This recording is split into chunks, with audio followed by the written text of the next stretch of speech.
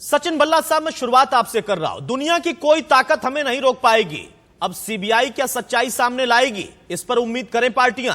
क्या आपको लगता है राजनीतिक विशेषज्ञ के तौर पर कि कहां और कौन कैसे इस प्रकरण पर, जो कि इतना गंभीर है, सियासत कर रहा है? देखिए, इसमें सियासत का रंग तो चढ़ता नजर आ रहा है। ये आने वाले बिहार के जो इलेक्शन है उसमें भी दिखेगा। और मेरा मानना ये है कि जिस ढंग से इतना अत्याचार यूपी में हुआ और योगी सरकार और जो भी वहां के डीएम एडीएम जिन्होंने भी इतना उनके परिवार को धमकाया, और मैं सबसे बड़ी बात ये पूछना चाह रहा हूं, इतना बड़ा क्या इश्यू हो गया था जो आपने उसकी बेटी को उनको मरने के बाद भी देखने नहीं दिया? शिवम त्यागी काउंटर शिवम त्यागी बहुत जल्दी से काउंटर। ये इतना क्या इनको शिवम त्यागी क्या रह गया था? देखिए, मुझे इनमें क्या दिक्कत थी इनको? बहुत आसानी से एक्सेसिबल और मेरी बात सुनिए, डोमेन में, और पूरी तरीके से पुलिस ने इस बात को क्लैरिफाई किया है कि क्या क्या वजहें रही, क्यों इस तरह की चीजें हुई, क्यों चीजों को आगे बढ़ाया गया। लेकिन आप मुझे सिर्फ एक चीज बताइए, आप जो एक रेप विक्टिम नहीं, आज तक भारतवर्ष में ऐसा किसी बच्चे को मरने के बाद आप उसके माँ बाप को देखने नहीं दे रहे। इसमें कहीं ना कहीं यूपी सरकार शक के घेरे में है। शिवम जी, मुझे ये बताएं कि किसी के बच्चे को आप देखने नहीं दे रहे, क्या दिक्कत थी? इसमें क्या मजबूरी थी आपकी? आप अपनी मजबूरी बताएं। हाथरस में रैली हो रही है कि जो छत्तीसगढ़ में नहीं हो रही? हाथरस में रैली हो रही है। ठीक है, सियासत का यही अंदाज है। शिवम और अतुल, मैं आप दोनों को रोक रहा हूं। बहरहाल, तो सियासत लगातार जारी है और कौन सवाल कहां से खड़ा कर सकता है, यह अभी भी रहस्य ही बना हुआ है, क्योंकि कई तरह के पहलू। इंडिया न्यूज ने लगातार हाथरस की बेटी की खबर को आपके सामने रखा। गांव में घुसकर हमारी टीम ने पुलिस प्रशासन की तमाम जो कारगुजारियां थी उनका कच्चा चिट्ठा भी खोलकर रखा। इसका नतीजा यह हुआ कि पुलिस प्रशासन ने मीडिया को गांव में जाने की इजाजत दे दी। इसके बाद परिवार ने प्रशासन पर कई सनसनीखेज आरोप लगाए हैं।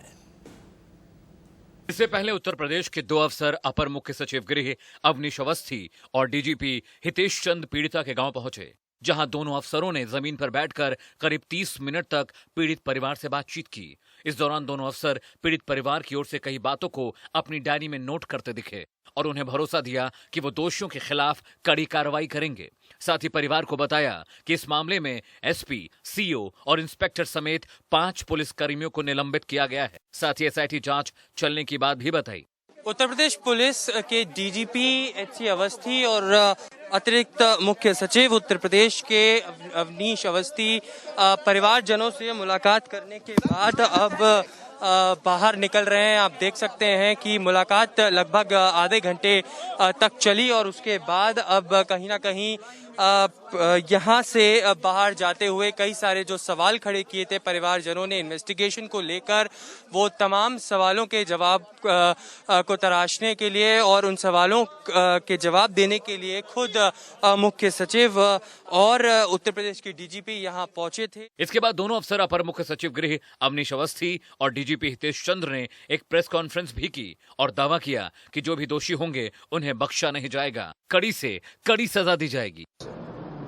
उनके पिताजी, उनके भाई, छोटा भाई, उनके भाभी, उनकी बहन, उनकी माँ और जो भी सब घर परिवार में थे, एक एक से हम लोगों ने बात की है।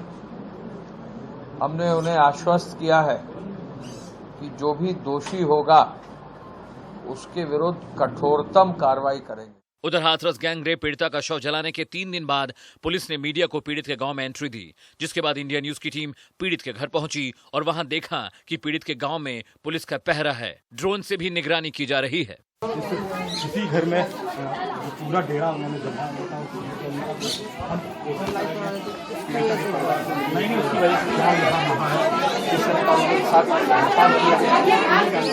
इस दौरान पीड़ित के भाई ने यूपी पुलिस और अधिकारियों से सवाल पूछा कि किससे पूछकर उनकी बहन की बॉडी जलाई गई। आखिरी बार बहन का मुंह भी नहीं देखने दिया। इसके अलावा उन्होंने दावा किया कि यह भी पता नहीं कि पुलिस ने किसकी लाश जलाई और वो किसकी हड्डियां लाए। इतना ही नहीं, उन्होंने हाथरस के डीएम साहब पर लगातार धमकाते रहने का भी आरोप लगाया। की बॉडी इस बुरी तरह से ऐसे पेट्रोल छिड़क के जला दी गई है। इन सब सवालों के जब तक जवाब नहीं मिलेंगे, हमारी कोई मांग नहीं है। जो इन सवालों के जवाब दे देगा, ऐसा क्यों किया इन पुलिस वालों ने, अधिकारियों ने, डीएम साहब ने, इन सब अधिकारियों ने, बड़े बड़े अधिकारियों ने ऐसे किस दबाव में आ गए किया, किस मजबूरी से किया, तब तक हम कि रामू के पिता कह रहे हैं तो उस दिन उनका बेटा क्या मानते हैं कि हमें नहीं पता सर। जो आपकी बहन है लवकुश की मां कह रही है कि उसे न्याय उनके बेटे ने खुद पानी पिलाया है। जी आप मम्मी से पूछ सकते हैं आप। उन्होंने बोला है कि वो लोग वहाँ पे पानी कोई छोटा बच्चा लेके गया था, ना कि लवकुश लेके गया था। एक बात बताइए, जी। एसआईटी की टीम परसों आई थी, आप लोगों से क्या पूछी है, क्या सवाल उन्होंने किए गए? सिर्फ बयान लिए हैं हमारे। उन्होंने सिर्फ यही पूछताछ की है कि आप बता दीजिए पूरा घटनाक्रम और जो जिस तरीके से बॉडी जलाई है, इस सब के बारे में जानकारी ली है और उन्होंने। पूरा लिखा भी गया है, रिकॉर्ड भी किया गया। जी लिखा गया है। आप लोगों से दस्तखत भी कहीं करवाए गए, कुछ लिखवाया गया आप लोगों से भी? मैं बाहर नहीं निकला था। अगर जो बड़े भाई हैं वो निकले हों, उनसे दस्तखत करवाएं। आप अंदर ही थे लगातार, और यहाँ पर और कौन कौन से लोग थे?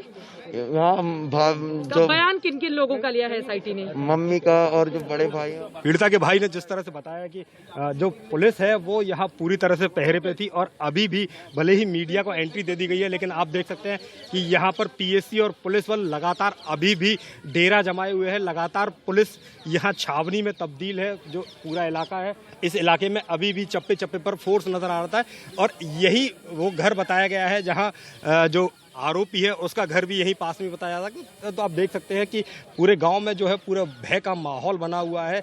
चप्पे चप्पे पर फोर्स लगी गई है, और जो पीड़िता के भाई ने जो अब तक बताया है उससे साफ जाहिर है कि कहीं ना कहीं इनके साथ जाती हुई है, इन्हें घर में बंधक बनाया गया।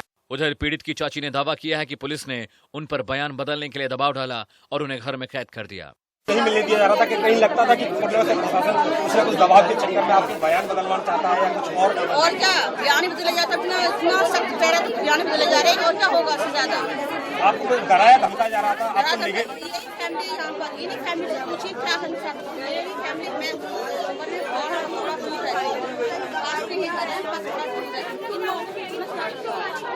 हमेशा ये था कि आईसीयू